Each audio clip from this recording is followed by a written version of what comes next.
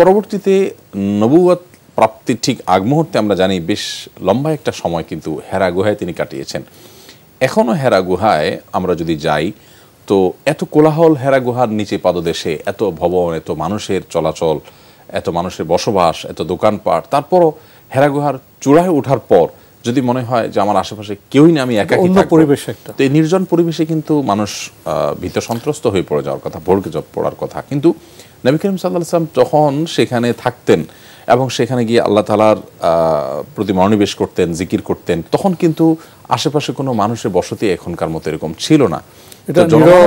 এরকম নীরব, নিস্তব্ধ, নির্জন একটি জায়গায় এরকম দিনকে দিন থাকা এবং আল্লাহর স্মরণ করা, এটি যে তিনি যে নির্ভয় ছিলেন, তিনি যে সাহসী ছিলেন, তার সাহসিকতার কোনো ঘাটতি ছিল না, তার একটি প্রমাণ।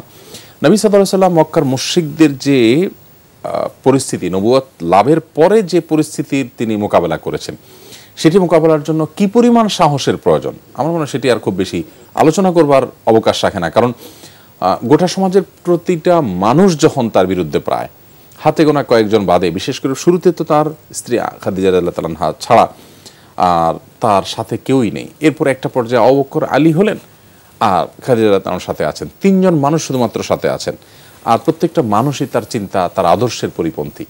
তারা মক্কার মুশরিকরা যা ভাবত তার ঠিক বিপরীতটা তিনি সেখানে এস্টাবলিশ করার জন্য সংগ্রাম শুরু করলেন। কতটা বুকে বল থাকলে, কতটা সাহস থাকলে এরকম স্রোতের বিপরীতে বুক টান টান করে সোজা করে চলা যায়, এবং শুধু চলাই যায়নি, বরং সেখানে তিনি চলে সেখান থেকে মক্কাকে পুনরায় বিজয় লাভ করে মক্কার মানুষকে দিনের উপরে প্রতিষ্ঠিত করে তার আদর্শকে সেখানে বাস্তবায়ন করেছেন। কতটা বুক ভরা সাহস থাকলে। এই প্রসঙ্গে একটি পরিবেশের কথা আপনার সামনে পেশ করতে চাইব। তখনকার আরবে যে পরিবেশ ছিল, সেখানে তো মজলিস হতো, এবং সমাজে যারা নেতা ছিলেন তারা তো মজলিসে বসতেন, সেখানে ইনসাফ খুব কমই হতো। সেখানে তো যারা জালেম তাদের প্রভাব ছিল, সমাজ সেভাবে পরিচালিত হতো। তো এক ব্যক্তি তো সেখানে এক মজলুম ব্যক্তি এসে বললেন যে আমার উট তো নিয়ে গেল, দাম তো দিচ্ছে না। তো সেই মজলিসে যে কথোপকথন, এবং তারা জানতো যে উট নিয়ে গেছে সে তো আবু জাহেল, এবং তার সাথে তো নবী ইসলামের শত্রুতার সম্পর্ক। সেখানে তারা খুব বাকপটুতা প্রদর্শন করলো, চাইলো যে এই কাজটা যদি কোনোভাবে নবী ইসলামের কাঁধে চাপিয়ে দেওয়া যায়, তারপরে দেখার মতো একটি বিষয় হবে বটে। যদি সেই বিষয়টি একটু বর্ণনা করতেন, ও নবী ইসলাম সেখানে কীভাবে সাহসিকতার পরিচয় দিয়ে সে মজলুম ব্যবসায়ীর উটের দামটা আদায় করছিলেন। ধন্যবাদ আপনাকে। আমরা আজকাল যেটা দেখি, এখনকার সভ্যতাতেও মানুষ বাহির থেকে শহরে আসলে শহরের যে সমস্ত দুষ্ট লোকেরা, তারা অনেক সময় দেখা যায় বিভিন্ন সুযোগ সন্ধানে থাকে এবং সে মানুষগুলোর সম্পদ উত্তক্ত করে তাদের সম্পদ ছিনিয়ে নেওয়ার একটা প্রচেষ্টা দুষ্ট মানুষদের মধ্যে থাকে। মক্কার মুশরিকদের একটা অংশ, কিছু লোকদের মধ্যে এই প্রবণতাটা ছিল। তো নবী করিম সাল্লাল্লাহু আলাইহি ওয়াসাল্লাম আপনি যে ঘটনার প্রতি ইঙ্গিত দিচ্ছিলেন, এরকমই একটা ঘটনা ঘটেছে যে বাহির থেকে একজন মানুষ এসেছেন মক্কায় ওট বিক্রি করবার জন্য। মক্কার বাজারে, মক্কা শহর, বিভিন্ন প্রান্ত থেকে মানুষ সেখানে আসে, সেখানে কেনাবেচার জন্য অনেকে অনেক জিনিসপত্র নিয়ে আসতো। তো একজন দূরের মানুষ, যিনি মক্কার মানুষ না, তিনি মক্কায় এসে ওট বিক্রি করলেন, আর ওটটি কিনলেন আবু জাহাল, মক্কার অন্যতম প্রধান নেতাদের একজন। তো আবু জাহাল ওটটি কিনে যথারীতি টাকা দিল না। টাকা না দেওয়ার পরে কুরাইশদের একটা বৈঠকে নবী সাল্লাল্লাহু আলাইহি ওয়াসাল্লাম বসা ছিলেন সাথে, অর্থাৎ একটা সাধারণ আলাপচারিতা চলছে। সেখানে লোকটি এসে বলল যে আমার ওট অমুকে আমার কাছ থেকে নিয়েছে, কিন্তু দাম দেয়নি, তোমরা কি আমাকে সেটা উদ্ধারে সাহায্য করতে পারো? আপনি যেমনটি বললেন যে তখন মক্কার মুশরিকরা চিন্তা করলো যে আবু জাহালের সাথে নবী করিম সাল্লাল্লাহু আলাইহি ওয়াসাল্লামের আদর্শিক যে দ্বন্দ্ব আছে, এবং সেই দ্বন্দ্বের কারণে নবী করিম সাল্লাল্লাহু আলাইহি ওয়াসাল্লামকেই যদি এই কাজে লাগানো যায়, তাহলে কাঁটা দিয়ে কাঁটা তোলার মতো যে একটা কথা বাংলা আছে, সেরকম একটা চেষ্টা তারা চালালো।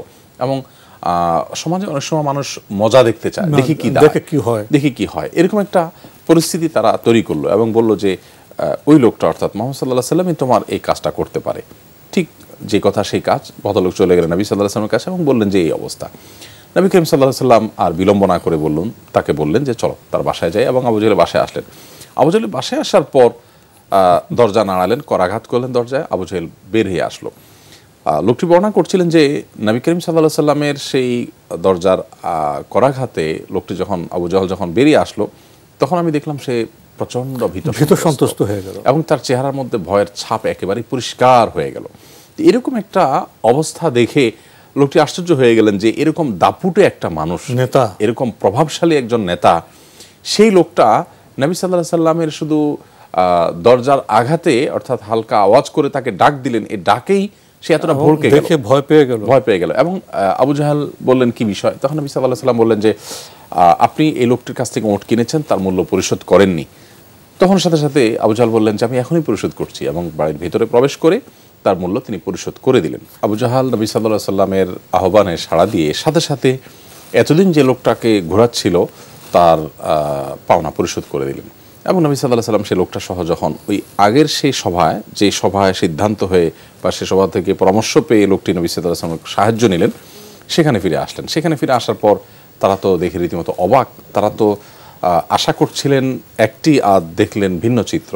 তারা আশা করেছিলেন যে নবী সাল্লাল্লাহু আলাইহি সাল্লামের সাথে আবু জাহালের এটাকে নিয়ে বড় কোনো দ্বন্দ্ব তৈরি হবে, এটাকে নিয়ে নতুন কোনো পরিবেশ তৈরি হবে, নতুন কোনো সিন ক্রিয়েট হবে, এরকম কিছুটা তারা আশা করছিলেন। কিন্তু তারা দেখলেন যে না, লোকটির পাওনা তিনি নিয়ে চলে আসার সাথে সাথে এত সহজে কাজটা হয়ে গেল কিভাবে? তারা অবাক হয়ে বিস্মিত, জানতে চাইলো যে কি ঘটলো। তারা তো আপনার জবাবদিহিতা মুখোমুখি করলো আবু জাহেলকে। এবং এই অবস্থা দেখে তারা অবাক হয়ে তাদের কাছে জিজ্ঞাসা করার পর আবু জাহাল আসার পর তাকেও জিজ্ঞাসা করলেন যে ব্যাপার কি, তুমি এত সহজে তুমি পাওনা পরিশোধ করে দিলে, এত বড় নেতা মানুষ। তখন আবু জাহাল বললেন, দেখো আমি নবী সাল্লাল্লাহু আলাইহি সাল্লাম বা মোহাম্মদ যখন আমার বাসায় এসেছেন, তখন দরজা করাঘাত করার পর আমি দেখতে পেলাম তার পেছনে এক বৃহৎ আকার উটের একটা অবয়ব, যেটা বেশ ভয়ঙ্কর, ভয়াবহ। এবং এটি দেখার পর আমি ভড়কে গেলাম। এটি ছিল নবী সাল্লাল্লাহু আলাইহি সাল্লামের মুআজিজা বা অলৌকিকতা, যে আল্লাহ তাআলা তার রাসূলকে সাহায্য করেছেন বিভিন্নভাবে। কোনো শত্রুর মোকাবেলা যখন করতে হয়েছে, যখন শত্রুর উপরে প্রভাব বিস্তার করতে হয়েছে, আল্লাহ তাআলা সেই ব্যবস্থা করেছেন। এছাড়াও কিন্তু নবী সাল্লাল্লাহু আলাইহি সাল্লামের ব্যক্তিত্বের একটা রব ছিল, আরবিতে যেটাকে বলা হয় রব, অর্থাৎ ব্যক্তির একটা প্রভাব ছিল। এই প্রভাবটা এত বেশি ছিল যে নবী সাল্লাল্লাহু আলাইহি সাল্লাম কিন্তু বলেছেন নুসরিতু বির রব, আমাকে আল্লাহ তাআলা ব্যক্তিত্বের যে প্রভাব এটা এত বেশি দিয়েছেন যে এটার মাধ্যমে কিন্তু আমি আল্লাহর কাছ থেকে সাহায্যপ্রাপ্ত হয়েছি। তার মানে প্রতিকূল কোনো পরিবেশে একজন প্রতিপক্ষের সামনেও যখন তিনি কথা বলতেন, তখন সে প্রভাবিত হয়ে যেত, বাধ্য হতো তার সামনে দুর্বল হতে এবং অবনত হতে। আবু জাহেল সেই বিষয়টি বলার পর সবার লোকজন সবাই তাকে বেশ এতক্ষণ তিরস্কার করছিল এবং তারা স্তব্ধ হয়ে গেল। আজ আমাদের সমাজে যদি আমরা একটু মেলাবার চেষ্টা করি, এরকম চিত্রকে আমরা কল্পনাও করতে পারি যে একজন নিরীহ, একজন অসহায় মানুষের অধিকার আদায় করবার জন্য শক্তিমান কোনো মানুষ, শক্তিশালী কোনো মানুষের, প্রভাবশালী কোনো মানুষের মুখোমুখি দাঁড়িয়ে আমরা সাহসিকতার পরিণতির কথা চিন্তা না করে আমরা সাহসিকতার পরিচয় দিব। এরকম সাহসী মানুষ কি আমরা নিজেরাও, আমরা যারা নিজেদেরকে মুসলিম দাবি করছি এবং অনেকে আমরা ৫ ওয়াক্ত নামাজও পড়ছি, আমাদের মধ্যে কি আছে? আমাদের মধ্যে আছে এর বিপরীতটা কি? আমরা দেখি আমাদের সমাজে, বিশেষ করে শহুরে জীবনে, এমনকি গ্রামীণ জীবনে আজকাল দেখা যায় যে একজন মানুষ আক্রান্ত হয়েছেন, জুলুমের শিকার হয়েছেন, আমরা দূর থেকে তামাশা দেখি, আমরা দূর থেকে দেখি এবং নিজেকে প্রবোধ দেই এই বলে যে আমার তো শক্তি নেই, সামর্থ্য নেই। অতএব বিবেক বিবেচনা বোধ যদি আমাদের থাকতো, তাহলে সেক্ষেত্রে আমরা ঠিক নবী সাল্লাল্লাহু আলাইহি ওয়াসাল্লামের সেই নির্দেশনার আলোকে সাহসী হওয়ার চেষ্টা করতাম।